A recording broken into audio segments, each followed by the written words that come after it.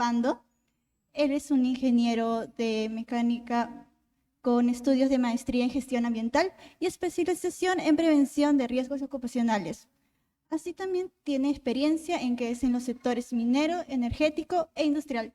Fuertes aplausos, por favor.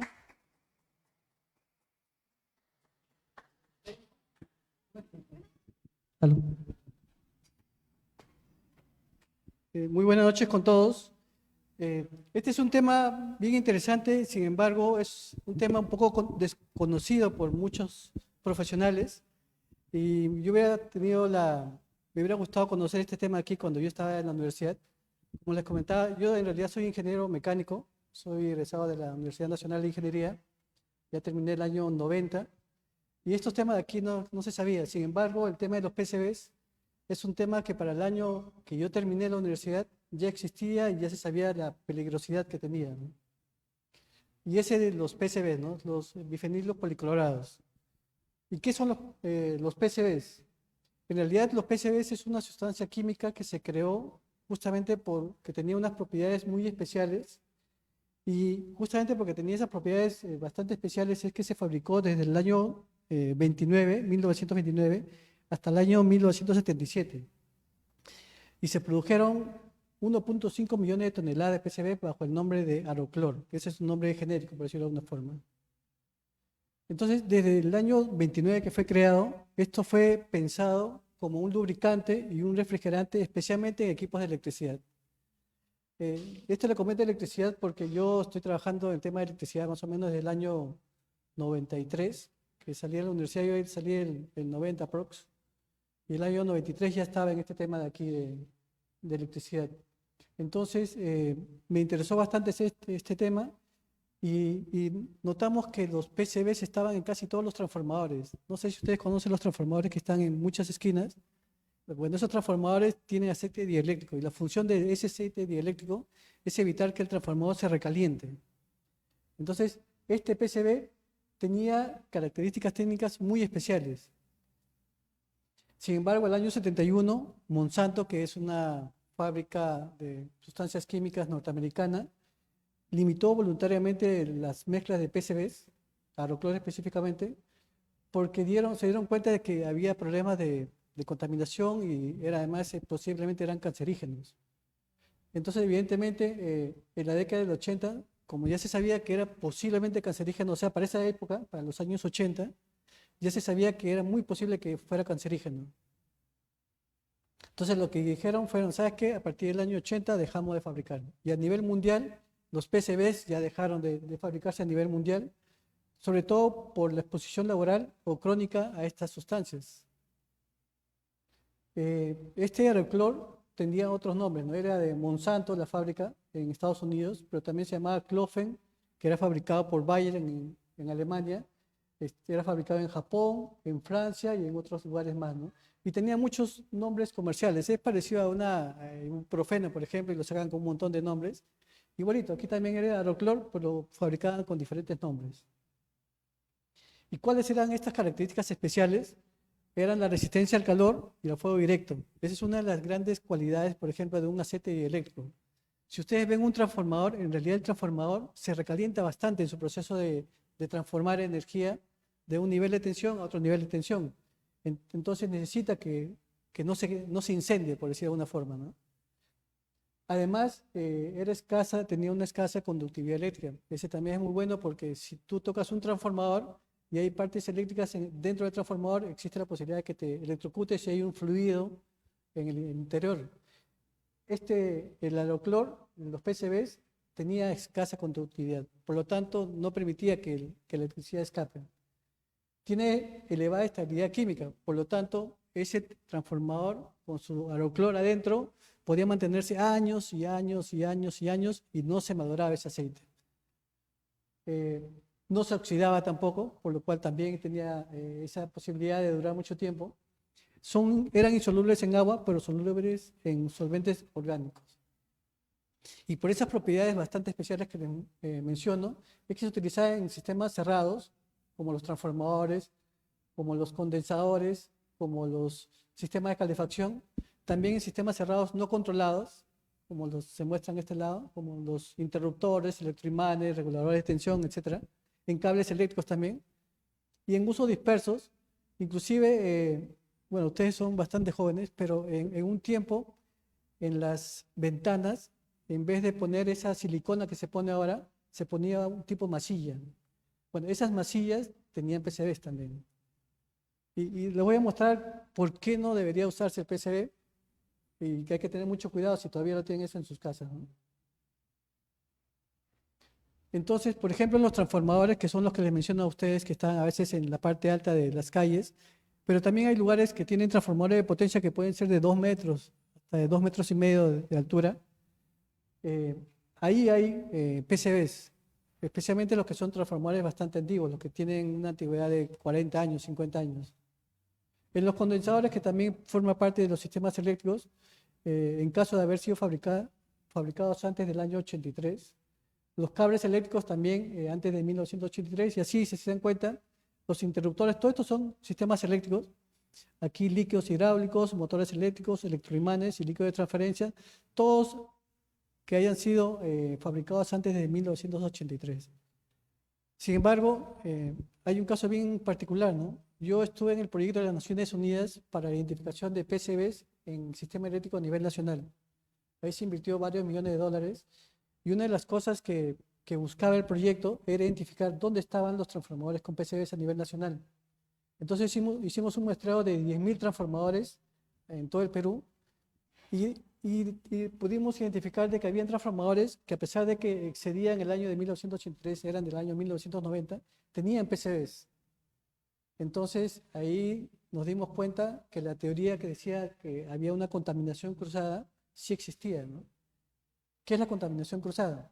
Es cuando, por ejemplo, tú tienes un transformador y quieres cambiar el aceite y en ese transformador tienes PCBs y lo pasas a otro lado y utilizas un sistema de reciclado, más o menos, ¿no? O sea, el aceite lo llevas a otro lado y también inyectas aceite al transformador que le estás quitando el otro aceite. El tema es que después ese equipo lo sacas y traes otro equipo que no está contaminado, pero como todo el tubo, el motor ha estado en contacto con el PCB, indirectamente contaminas al otro transformador. A eso se le llama contaminación cruzada. Si ustedes con el tiempo van a trabajar en alguna industria, el tema de contaminación cruzada es bien crítico, ¿no? Y lo van a saber más adelante. Y pudimos identificar transformadores que tenían, como digo, de 1990, 1995 con PCBs. A pesar que el año 93 dejaron de funcionar este tipo de transformadores, ¿no?, que eran contaminados. Bueno, ya les había comentado, se produjeron desde el año 1929 hasta comienzos del año 80. Especialmente se colocaron en transformadores y condensadores debido a sus excelentes propiedades dieléctricas. A nivel industrial se utilizaba especialmente en los equipos de electricidad, en operaciones mineras subterráneas, en instalaciones militares, fábricas de componentes eléctricos, edificios comerciales, residenciales, plantas de residuos, etc. O sea, prácticamente en todo el sector industrial estos PCBs estaban a la vista, ¿no? ¿Y cómo son? Bueno, son aceites muy similares a los que uno puede ver en un aceite de carro, solo que eran más o menos viscosos. O sea, cuanto más PCB tenían, eran más viscosos, ¿no? Bueno, aquí están los usos. Estos son los transformadores que les comento, los condensadores. Estos son los transformadores que están en las partes altas de las calles, que nosotros los podemos tener en nuestras casas, inclusive a 1 cuadra, 2 cuadras. Y aquí comienza lo interesante, ¿no? Porque los PCBs tienen propiedades de toxicidad, resistencia a la degradación, bioacumulación, y se pueden movilizar a grandes distancias. Bioacumulación significa, por ejemplo, si el aceite que tiene PCBs se derrama o voluntariamente uno lo echa a un cuerpo de agua, no se le va a degradar este PCB, ¿no? El PCB va a continuar el proceso y si hay peces en el camino, los peces se van a contaminar, no solamente porque choca el aceite en su cuerpo, sino porque lo pueden ingerir. Y PCBs incluidos en los aceites pueden llegar al mar y en el mar se pegan a los plancton son comidos por los peces más pequeños y los peces más pequeños son consumidos por los más grandes y así, y a través de la cadena trófica los PCBs se van a mantener. El PCB no se degrada, puede pasar cientos de años, puede pasar inclusive miles de años y los PCBs se van a seguir manteniendo. Por lo tanto, este PCB incluido en la cadena trófica se va a mantener y se va a bioacumular, ¿no? Porque va a comenzar a subir a la cadena trófica y va a contaminar a las demás especies. Evidentemente son tóxicos y los PCB son parte de la lista de contaminantes orgánicos persistentes. Entonces, si algún día ustedes van a trabajar en las sustancias químicas o en industrias químicas, van a escuchar bastantes esto, ¿no? Contaminantes orgánicos persistentes, que son famosos COP. Y justamente a raíz de que existen estos COP es que tenemos convenios de Estocolmo y tenemos el convenio de Basilea, uno relacionado con los COP y otro con los residuos peligrosos. Todos estos dos tienen relación directa con los PCBs. Y valga la importancia de mencionarlo, el Perú ha suscrito estos dos convenios. Conforme ustedes vayan teniendo experiencia laboral, se van a dar cuenta que los convenios internacionales son tan obligatorios como las normas que decreta el gobierno o el Congreso. Tienen el mismo nivel, ¿no? O sea, si el Perú ha firmado estos convenios, el de Estocolmo y Basilea, tiene la obligación de cumplirlos. ¿Y por qué se le dice bifenilos policlorados, no? Básicamente porque están formados por cloro. Ahí viene su nombre policlorado, ¿no? Tiene carbón e hidrógeno y son extremadamente resistentes a la ruptura química y biológica a través de procesos naturales. O sea, la naturaleza, por más de que haya viento, sol, frío, no lo va a poder romper. O sea, de por sí la naturaleza no lo puede romper, ¿no? Por lo que es una de las sustancias más tóxicas que se pueden encontrar en el ambiente. Y aquí podemos ver que actualmente se encuentra en la lista de los 20 contaminantes más tóxicos del mundo, ¿no? En un tiempo estuvo considerado dentro de la docena sucia, que se le llamaba así a las sustancias químicas más contaminantes. Bueno, ahora son más, son 20, y se le considera dentro de este grupo de los más contaminantes que hay en el mundo. Y lo tenemos en los transformadores, ese es lo peor de todo, ¿no? Que lo tenemos cerca. ¿Y qué riesgos existen? Bueno, existen riesgos a la salud, lo vamos a ver más adelante, riesgos al ambiente, y además tenemos que tener en cuenta que estamos obligados a través del convenio de Estocolmo, y además de que hay unas políticas nacionales que establecen de que deberíamos cumplir lo que establecen estos convenios, que fijan plazos para cumplirlo, ¿no?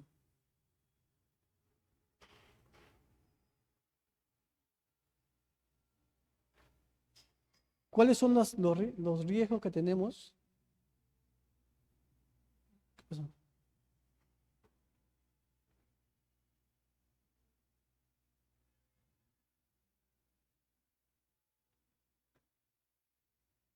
Bien, ¿cuáles son los efectos que tenemos por el PCB que existen? Si los PCB se queman, los PCB normalmente, como decía, tienen bastante fuerza para no quemarse, es una propiedad característica. Pero si existiera esa posibilidad de que se quemara, que ha existido, muy pocos que ha existido, se van a generar dioxinas y furanos, ¿no? Y las dioxinas y furanos son una de las sustancias más tóxicas que podría haber, ¿no? Y el problema es que mientras uno puede tener almacenados los PCBs en un transformador, cuando se produce esta quema, todo lo que va al aire es incontenible, ¿no? Entonces se vuelven muchísimo más tóxicas. O sea, no es por sí solamente 5 veces más tóxica, sino que ya no lo puedes contener. Y la contaminación al ambiente se produce así grandemente, ¿no? Igualmente puede contaminar el suelo, la napa freática y el agua.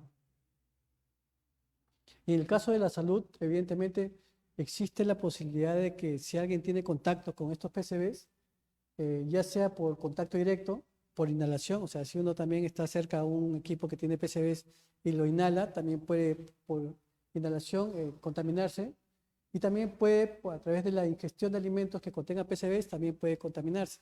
Como les comentaba, los PCBs, como se mantienen a lo largo del tiempo a través de la cadena trófica, podría uno llegar a consumir de repente peces que tienen PCBs. Entonces, la posibilidad de la ingesta de alimentos con PCBs existe.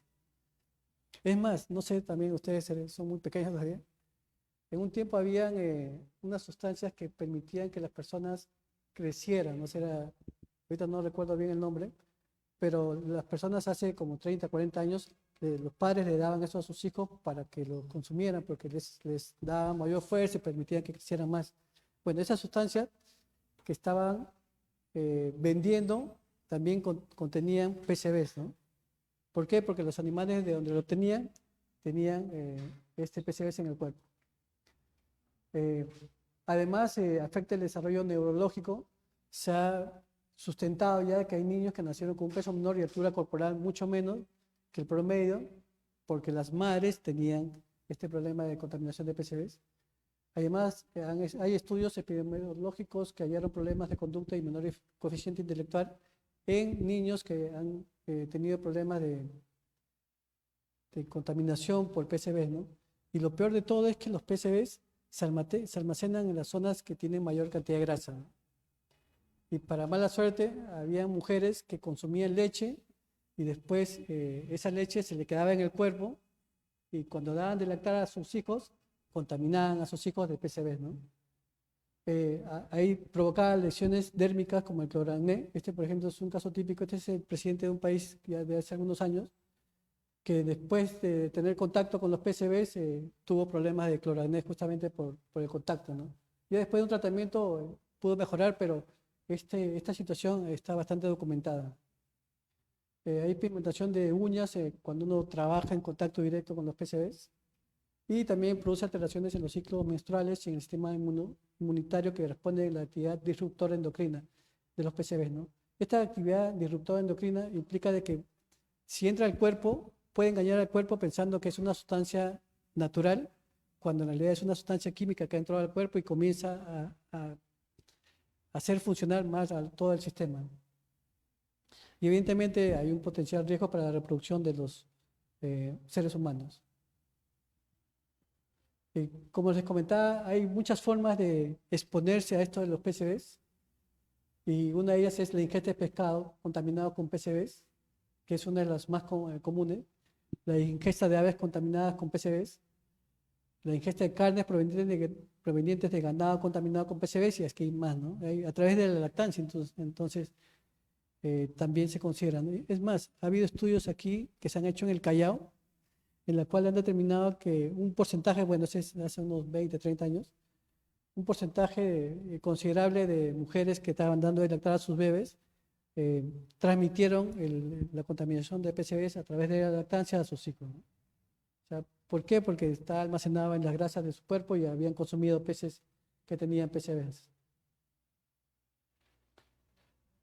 ¿Cómo nos exponemos nosotros, ¿no? O sea, el gran problema que tenemos nosotros es que como todavía existen los PCBs y no tenemos los cuidados suficientes y algunos ni siquiera saben que existen los PCBs, los podemos consumir especialmente los alimentos, que es lo más común, por la inhalación de aceite contaminado, de aire contaminado que tiene PCBs, y por la exposición térmica de obreros o trabajadores en general que manipulan equipos eléctricos con PCBs. Como les comentaba, yo he participado en el proyecto de las Naciones Unidas hace como 10 años ya más o menos, y nosotros tuvimos que sacar muestras de PCBs, bueno, muestras de aceite para verificar si tenían PCBs los transformadores. Y el temor que existía en la gente, los técnicos, para sacar la muestra era que qué pasa si toco el aceite y después me contamino, ¿no? Porque una de las formas de contaminación es a través de la mano también. Entonces hemos tenido mucho cuidado para asesorarnos respecto a cómo es que una persona se puede contaminar. Y después voy a mostrar cuáles son los EPPs que debería considerar un trabajador en caso exista la posibilidad de que esté contaminado este equipo, ¿no?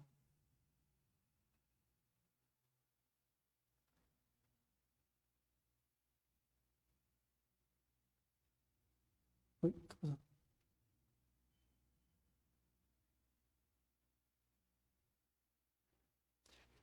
No, mientras, ahí está. Estas son las formas como se contamina normalmente una persona, ¿no? Puede serlo a través de inhalación. Por ejemplo, nosotros cuando íbamos a sacar las muestras, teníamos que tener una mascarilla, pero no es una mascarilla como las que tenemos aquí afuera, ¿no? Porque ahí sí los vapores, lo que está afuera sirve más o menos para una determinada cantidad de partículas. Pero estos de aquí son bastante pequeños, ¿no? Entonces, son especiales y lo vamos a ver más adelante. Por ingesta directamente gastrointestinal, a través del contacto directo y puedes contaminarte a través de la piel y mucosas. Y generalmente estos, como les comentaba, ¿no? Van por la corriente sanguínea y se almacenan y se acumulan y o magnifican, o sea, van creciendo porque se llega a una parte del cuerpo y no se elimina de ninguna forma, se va a mantener ahí a lo largo del tiempo. ¿Y dónde se almacenan? Como les comentaba, en los tejidos grasos, ¿no? También en los órganos como los pulmones, el hígado, riñones, glándulas adrenales, cerebro, corazón y la piel, manifestándose principalmente en la piel a través del cáncer de la piel y cloracné. Y uno de los que más sufre son el hígado, pudiendo afectar a los sistemas nervioso central, reproductivo o endocrino. Les comentaba esto, los disruptores endocrinos, así como el sistema inmunológico y el tracto intestinal y respiratorio. Si se dan cuenta, produce muchísimos daños este PCB, ¿no? Por eso es que el año 80 se pensaba que eran probablemente cancerígenos. Pero ese es el año 80 se pensaba, ¿no? Hace más o menos 5 años, la OMS ya determinó que el PCB es cancerígeno. O sea, no es probablemente carcinógeno, que es una etapa antes de probablemente, sino que ya determinado hace 5 años aprox de que son cancerígenos. O sea, esa posibilidad que era antes, esta es una presentación un poquito más antigua, ya se eliminó. Ahora sabemos que es cancerígeno 100%. Y estos son otros de los riesgos, ¿no? Cloracné, menor peso y altura corporal de los recién nacidos, alteración del sistema inmunológico, inmunitario, algunos tipos de cánceres también, ¿no? Y ya sabemos todos los problemas que proceden por la fabricación de estos PCBs. Entonces, ¿qué se ha hecho a nivel mundial? ¿Y qué se ha hecho a nivel nacional también, ¿no? Los PCBs llegan a través de los seres humanos, a través de la cadena alimenticia. Y bueno, aquí, como les he mostrado, la mayor cantidad de concentración de PCBs se da en realidad en los transformadores eléctricos. Por lo tanto, el sector más involucrado con los PCBs ha sido el sector de energía y minas, que es justamente donde yo trabajo, ¿no? Yo trabajo en el Ministerio de Energía y Minas, en el Viceministerio de Electricidad, ya estoy viendo 5 años, y estuvimos bastante preocupados por este tema de aquí, ¿no? Entonces, basándonos en la norma legal, este es el convenio de Estocolmo que tiene que ver con los COP, que les comentaba. También tenemos el convenio de Basilea, que tiene que ver con el movimiento transfronterizo de residuos peligrosos. Por ejemplo, más o menos de este proyecto de PCB lo que se identificó era que más o menos el 3% de los transformadores a nivel nacional tienen PCBs. Entonces, las empresas que se dedican al negocio de electricidad que han identificado que tienen PCBs, hay 2 formas en que lo eliminan, ¿no? Una de las formas es que los exporten a otros países para que en otros países lo traten y lo eliminen. Y la otra es que vengan aquí equipos, empresas que se dediquen a declorinar, o sea, bajar el nivel de concentración de cloro para que el PCB se elimine, ¿no? Entonces, justamente este del convenio de Basilea establecía requisitos para que si una empresa quería llevarse los equipos con PCBs, tenía que cumplir ciertos requisitos. El tema es que para el 2025 ya el convenio ha establecido de que todos los transformadores y todos los equipos a nivel mundial ya tienen que haber sido identificados si tienen PCB o no. Y para el 2028 todos estos equipos identificados con PCBs tienen que haber sido eliminados del mundo. Entonces, hay muchas empresas que están esperando hasta el 2025 para decir, bueno, voy a terminar de identificar mi transformador a ver si tiene PCBs o no. Y van después a esperar hasta el 2028 para ver si lo declorinan aquí en el Perú o lo exportan. El problema es que conforme pasen los años, los países que recibían los equipos con PCBs están cerrando sus fronteras, ¿no? Porque cada vez se acerca más el año 2028. Y por lo tanto ellos dicen, no, pues no voy a esperar a última hora para que los países más irresponsables me manden sus equipos para que yo los trate de curar, ¿no? Entonces estos convenios han establecido plazos que en el Perú lo hemos asumido, ¿no? A través de, aquí lo podemos ver, bueno, no está aquí, son reglamentos sectoriales correspondientes que lo vamos a hacer más adelante. Pero también tenemos el Plan Nacional de Implementación del Convenio de Estocolmo, que está aquí. Hay la Política Nacional de Ambiente, la Política Nacional de Salud Ambiental y el Plan de Acción sobre PCBs. Y hay normas nacionales, pero yo quería comentarles el reglamento sectorial. Como les comentaba, el sector más involucrado con esto es Energía y Minas. Y nosotros en el reglamento hemos establecido algunos artículos relacionados con los PCBs, así específico. Sin embargo, en el Convenio de Estocolmo está, por ejemplo, que se debe ubicar las existencias, que se debe gestionar. Gestionar implica identificarlo, almacenarlo y después disponerlo adecuadamente y adoptar medidas para que estos residuos se gestionen adecuadamente. Finalmente, estos convenios también dicen, ¿sabes qué? Tienes que eliminarlo, ¿no? Pero cuando lo elimines tienes que hacerlo de forma irreversible y que no se presenten propiedades contaminantes de orgánicos persistentes.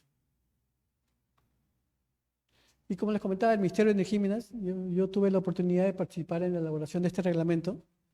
El año 2019, el Reglamento para la Protección Ambiental de las Actividades Eléctricas, es el RAPAE, estableció obligaciones para las empresas de electricidad respecto al manejo del PCB, ¿no? Una de las cosas que dijimos es, ¿y sabes qué? Para comenzar, cuando compres un equipo no va a tener PCBs. Y después para el año 2025, lo que establecía el convenio de Estocolmo, lo hemos puesto aquí, ¿no? Para el año 2025, todos los transformadores a nivel nacional tienen que haber sido identificados si tienen o no tienen PCBs. Y para el año 2028, tú tienes que eliminar de todo el mercado nacional todos los equipos que tengan PCBs. Entonces, el sector de energía y minas es el único sector de todos los sectores que hay a nivel nacional que se ha comprometido y que está llevando a cabo estas medidas de control, ¿no? Y entre otras cosas dijimos, ¿sabes qué? Después de 90 días hábiles que salió esta norma, que fue en julio del 2019, debíamos establecer guías metodológicas. No lo hicimos a los 90 días, lo hicimos creo que al año siguiente, pero cumplimos con este documento, ¿no? Entonces aquí hay unas obligaciones adicionales del convenio de Estocolmo, como es identificar, etiquetar y retirar todo equipo que contenga PCBs. A más tardar, ahí está, ¿no? A más tardar el año 2025. Y para el año 2028 debe lograrse su eliminación total. O sea, ya no debe existir PCBs a nivel mundial, porque los convenios, especialmente el convenio de Estocolmo, lo establece así y como Perú lo ha firmado, tiene la obligación de cumplirlo. Y esas son las dos guías metodológicas que elaboró el Ministerio de Energía y Minas. Una se llama Guía Metodológica para el Inventario de Existencia, Residuos y Sitios Contaminados, que la función es, ¿sabes qué? Identifica todos los equipos que tengan PCBs. Y esto le hemos dado plazo, igual que el convenio, hasta el año 25. Y la otra es la Guía Metodológica para la elaboración de los planes de gestión ambiental de PCBs. Una vez que tú has identificado todos los equipos que tienen PCBs, ahora dime qué vas a hacer, ¿no? Pero el plazo máximo es el 2025, 2028 por si acaso. Y esta es, ¿no? La Guía Metodológica para la elaboración de planes de gestión ambiental de PCBs. Ya tiene un artículo especial que es el 53, en la cual te establece de que tú tienes que elaborar un plan de gestión ambiental de PCBs, en la cual te establezcas la eliminación progresiva de equipos, componentes o infraestructuras que hayan utilizado PCBs. Y este es otro punto interesante, que a mí me gustaría que de repente al final de esta conversación que estamos teniendo se vayan con eso, ¿no? Con la peligrosidad del PCB, que es cancerígeno, que hay dos fechas importantes que deben considerarse, que es 2025 para identificar todos los que tengan PCBs y 2028 para eliminarlo de todo el mundo. Y lo tercero es esto, ¿no? ¿Cuál es el límite permisible de PCBs? El límite es 50. Esta es la referencia. Si tiene más de 50 partes por millón, entonces, si tiene más de 50 o más de 50, se puede considerar de que esta es una sustancia que está contaminada. Pero si tienen entre 2 partes por millón y menos de 50 partes por millón, si bien es cierto, tiene PCBs, se puede considerar de que la sustancia tiene contaminación permitida. Es medio raro, ¿no? O sea, está contaminado, tiene PCBs, pero la norma, inclusive normas internacionales, permite de que se acepte este tipo de contaminación. Y se considera que está libre de PCB si tiene menos de 2. Gonzalo. Entonces, estos son los valores importantes, ¿no? Que tenga 50, como máximo 50 ppm.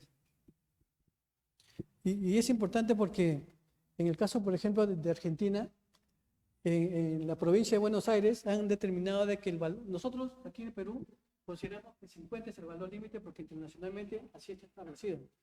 Pero en Argentina, en la provincia de Buenos Aires, hubo una protesta que provocó que esa provincia estableciera de que el límite máximo permisible, a diferencia nuestra que era de 50, ellos lo consideran solamente como 2 ppm.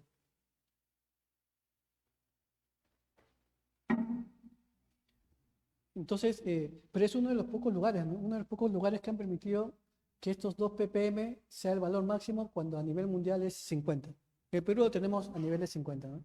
Entonces, este valor de 50 ppm para PCBs es otro de los valores que ustedes deberían tener en mente. Porque cuando vayan a trabajar, si ustedes hablan de PCBs, va a ser importante, ¿no? Porque si van a un sector industrial, lo primero que deben verificar es que si los equipos eléctricos tienen PCBs o no.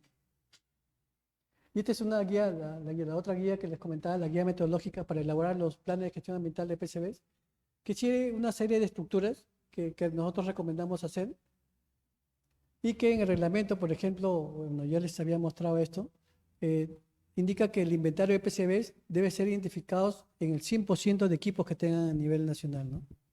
Por ejemplo, aquí Luz del Sur tiene más o menos algo de entre 10.000 y 13.000 transformadores. Ellos tienen que hacer el muestreo de los 10.000 o 13.000 transformadores que tienen. Hay una empresa de generación en Arequipa, por ejemplo, se llama Egasa, ellos deben tener algo de 50, 60, no es mucho, pero sí son muchísimo más grandes, ¿no? Después en Ica pueden tener algo de 8.000 transformadores. En el distribución debe tener igualito que Luz del Sur, algo de 12.000 transformadores. Bueno, ellos están obligados a hacer el inventario de PCBs en el 100% de sus transformadores. Están obligados, ¿no? No es algo que pueden decir lo hago o no lo hago, ¿no? Y el límite es el año 2025. ¿Y cómo sabes si tienes PCBs o no tienes PCBs, ¿no? Hay dos formas de identificar si tienes PCB. Una es a través de un descarte rápido, que son unos kits que lo voy a mostrar en un momento, y la otra es a través de un análisis cromatográfico, que es un análisis de laboratorio. No sé si ustedes tendrán aquí laboratorio de cromatografía, pero esas dos son las dos formas de identificar si tiene PCB o no. En este caso es rápido y puede costar $10 por decir nada más, pero no es confiable al 100%, ¿no? Hay muchos falsos positivos. O sea, tú identificas que tiene PCB según la muestra, pero finalmente lo llevas a cromatografía y es falso, ¿no? Y la otra es el análisis cromatográfico, que es confiable al 100%, pero te puede costar entre $80 más o menos, ¿no? Y esto, el análisis de cromatografía en su momento llegó a costar un poco más de $200 por muestra. Y esto va a costar entre 10 y $20, ¿eh? Por eso es que muchas empresas se han mandado para hacer esos análisis de PCBs con esto de aquí. Porque, ¿qué es lo que hace el descarte de PCBs? Sacas la muestra de aceite, le echas como unos polvos y unas sustancias químicas y finalmente, dependiendo del color, identificas si tiene la coloración para saber que tiene PCBs o no. Si no tiene PCBs, entonces tú tienes la seguridad de que eso no tiene PCBs. Pero si muestra que tiene PCBs, la posibilidad es alta, pero no es seguro que tenga PCBs. Lo bueno es que aquí descartas y sabes cuáles no tienen PCBs y te quedas solamente con el grupito de que posiblemente tiene PCBs. Y a este poquito que tiene PCBs, le haces el análisis cromatográfico, ¿no? Entonces, es una forma de ahorrar que están haciendo muchas empresas. Y este es todo el proceso de cómo puedes identificar el PCB, ¿no? Entonces, una vez que has identificado los equipos que tienen PCBs, ¿cómo haces para que la gente, los trabajadores, sepan de que este equipo es cancerígeno o no? Tienes que etiquetarlo, ¿no? ¿Y qué pasa si tienes uno que tiene 60 ppm? Bueno, es contaminación no permitida. ¿Qué pasa si tiene 40? Es contaminación permitida. ¿Y qué pasa si tiene 1 ppm? Bueno, no tiene contaminación, ¿no? Entonces, dependiendo del nivel que tiene de ppm, tú debes ponerle una etiqueta de determinado color. Esas recomendaciones también le hemos dado, también existen guías para eso, pero debe permitir de que se incluya información pertinente respecto a la contaminación de PCBs que tienen. Bueno, aquí algunas medidas de seguridad. Este es el proyecto que yo les comentaba. Yo trabajé aquí y esta es parte de las guías que elaboramos el año 2012, es la fecha en la que trabajé en el proyecto. Estaba ahí la DIGESA, estaba las Naciones Unidas. ¿Quién sabe qué es UNIDO? Ustedes deberían saber porque tiene que ver con industria. Ese es las Naciones Unidas para el Desarrollo Industrial. Ustedes tienen que conocer, este nombre se lo tienen que saber de memoria, porque cuando comienzan a trabajar, de repente 5 años después, UNIDO es una de las entidades mundiales que financia muchos proyectos, ¿no? O sea, UNUDI apoya al Ministerio del Ambiente, al Ministerio de la Producción, al Ministerio de Salud, mucho, pero tiene que ver mucho con el desarrollo industrial. Ustedes como futuros ingenieros industriales tienen que conocer esto, ¿no? Entonces, UNIDO, búsquenlo, googleenlo e investiguen un poco más, ¿no? Y el otro es el GEF, que es una entidad financiera, ¿no? O sea, UNIDO hace toda la investigación, verifica si justifica o no el aporte de las Naciones Unidas, pero es el GEF quien finalmente da el dinero. Entonces yo y un grupo de profesionales trabajamos en este proyecto, se invirtieron como $7 millones y de esos 7 millones el GEF donó algo de $5 millones. Y aquí establecía todo el procedimiento de muestreo y aquí está una persona, un trabajador, uno de los equipos, de los profesionales que trabajaba con nosotros, para que saque la muestra tenía que tener todo esto, ¿no? La vestimenta es un Tyvek, que está aquí, es el Tyvek, que es un material casi, si ustedes lo logran tocar, es como papel, más o menos. Y es descartable. O sea, lo usas una vez y ya cae un poco a alguna parte de tu cuerpo.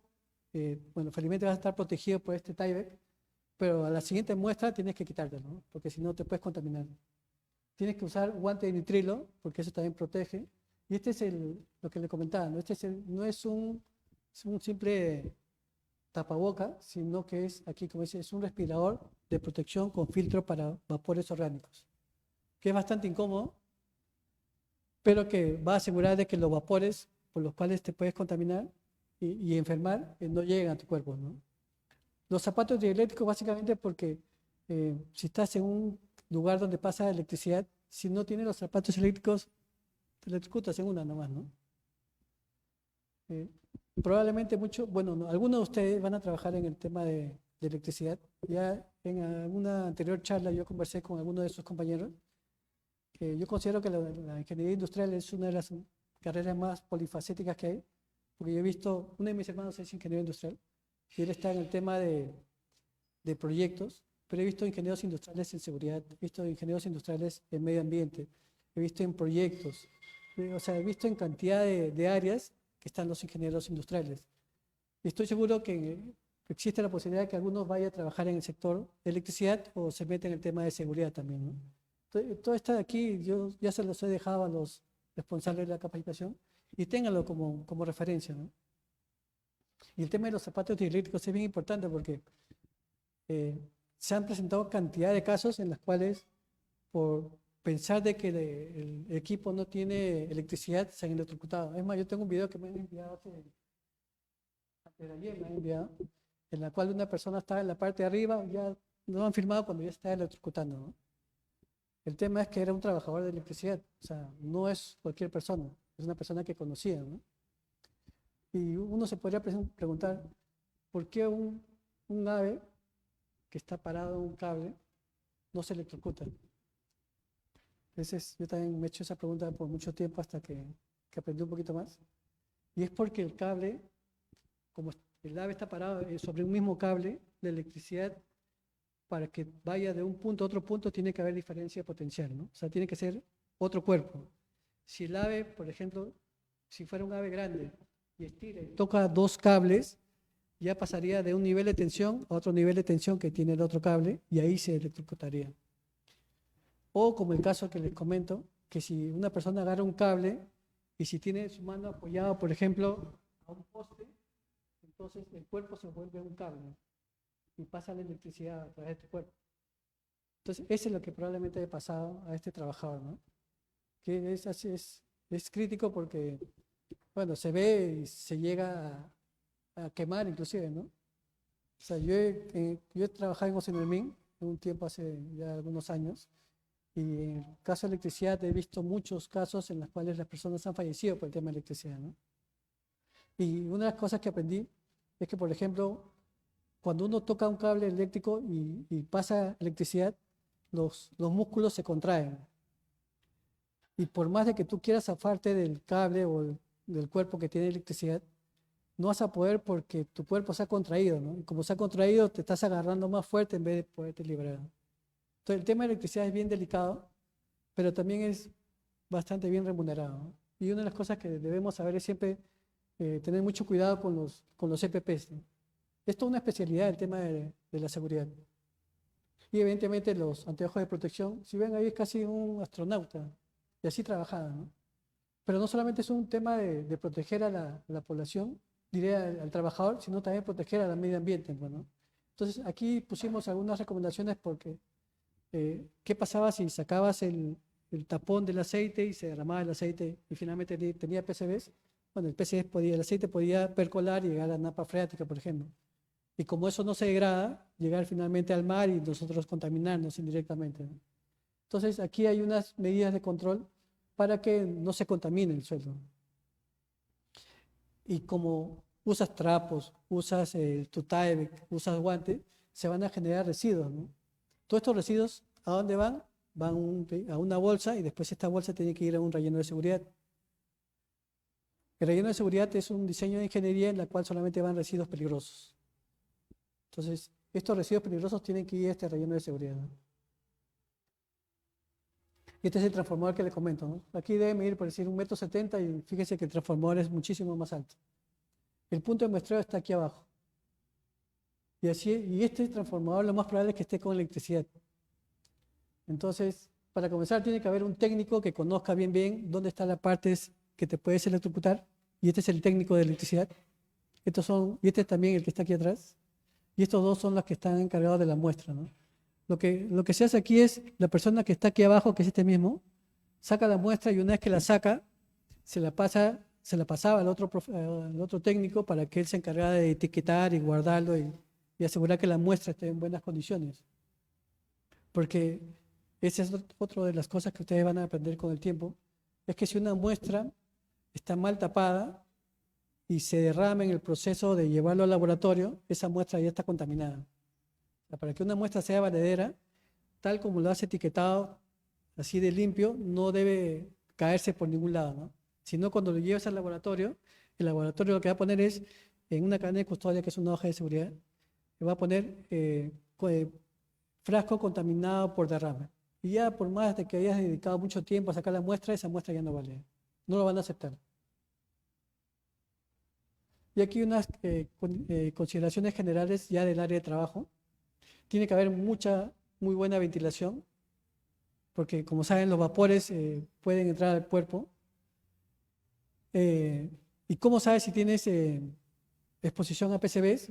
Porque hay irritación de los ojos, somnolencia, dolor de cabeza, irritación de la garganta, etc., ¿no? Finalmente, no se debe permitir en ningún caso que el personal fume en el área donde se esté manipulando material con PCBs. Aquí hay otras recomendaciones. Aquí, por ejemplo, ¿qué pasa si has tenido contacto con un aceite que tiene PCBs? Aquí también están las recomendaciones, tiene que ser inmediata la atención. Y estos son los equipos que les comentaba, ¿no? Estos son los kits para las pruebas rápidas. Y aquí son unos frasquitos que se le echa el aceite y unos polvos que finalmente después de agitarlo lo comparas con unos colores y determinas si tiene 50 ppm más o menos, ¿no? Y este es el cromatógrafo que les comentaba, ¿no? Estos cromatógrafos, por ejemplo, nosotros cuando estuvimos en el proyecto PCB, sacamos más o menos casi 9.000 muestras y esas 9.000 muestras lo hicimos con un cromatógrafo, ¿no? Que se demoraba más o menos 24 horas para sacar la respuesta. Pero la confiabilidad, como les comentaba, es al 100%. ¿Y cómo es que se deben almacenar los equipos que tienen PCBs? Porque finalmente tú ya sabes que los equipos tienen PCBs, ¿no? Has sacado la muestra, la has llevado al laboratorio, el laboratorio te ha dicho, ¿sabes que esto tiene más de 50 ppm? ¿Qué es lo que tienes que hacer? Tienes que almacenarlo adecuadamente, ¿no? O sea, tienes que poner las etiquetas que correspondan, tienes que poner un sistema de percolación, cosa que si se derrama algo, se contiene en el mismo lugar. Tienes que tener un piso impermeable, cosa que si se cae no se va a meter dentro del suelo. Y tiene que tener un techo para proteger en caso de haya lluvias, ¿no? Entonces, estas son las condiciones de almacenamiento mínimo que debe haber. Evidentemente tiene que haber un sistema de protección contra incendios. Si no hay ventilación natural, tiene que ser ventilación forzada. No debe haber nada alrededor, por lo menos a 100 metros, ¿no? De puntos sensibles, como se muestra ahí.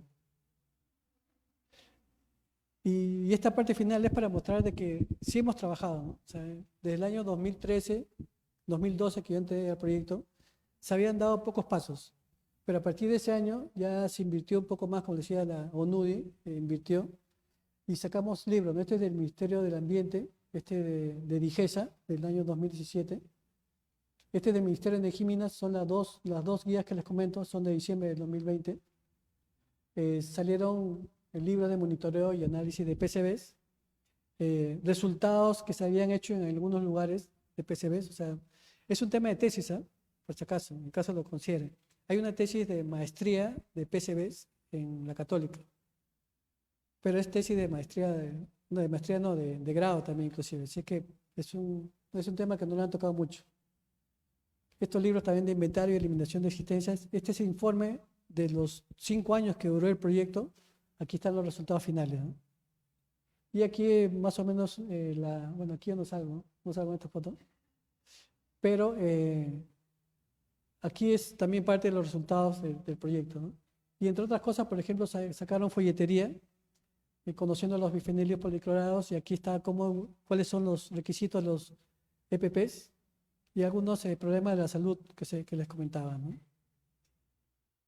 Entonces, este es el tema de los PCBs, que es muy interesante, que entró en boga hace 10 años aproximadamente, pero que se ha dejado de lado por un tiempo, ¿no?